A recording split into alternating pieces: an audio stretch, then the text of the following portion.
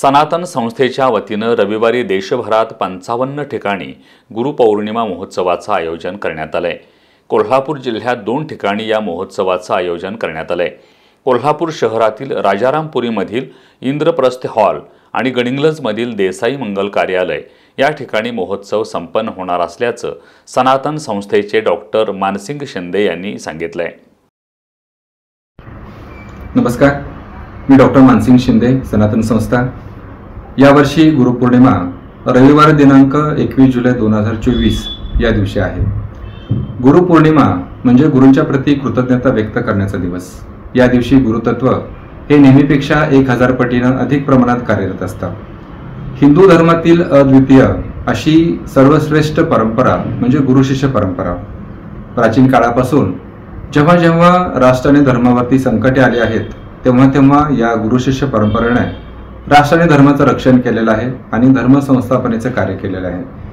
आता सध्या सुद्धा समाज, राष्ट्र आणि धर्म यांची स्थिती खूपच दयनीय आहे।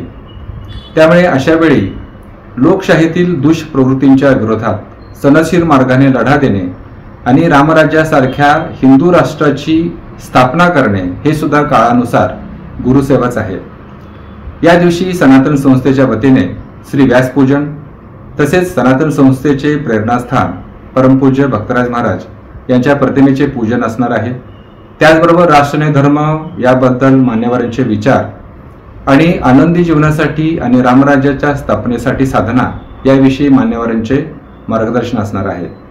याचा लाभ सर्वांना व्हावा यासाठी सनातन संस्थेच्या वतीने संपूर्ण भारतभर 55 ठिकाणी वेगवेगळ्या भाषेमध्ये तसेच कोल्हापूर शहरामध्ये इंद्रप्रस्थ सांस्कृतिक भवन राजारामपुरी येथे संध्याकाळी 5:30 वाजता, त्याचबरोबर गडिंग्लज येथे विनायक प्लाझा चर्च रोड या ठिकाणी संध्याकाळी 5:30 वाजता, तर निपाणी येथे मराठा मंडळ सांस्कृतिक भवन BSL ऑफिसच्या समोर संध्याकाळी 5 वाजता या कार्यक्रमाचे आयोजन केले आहे।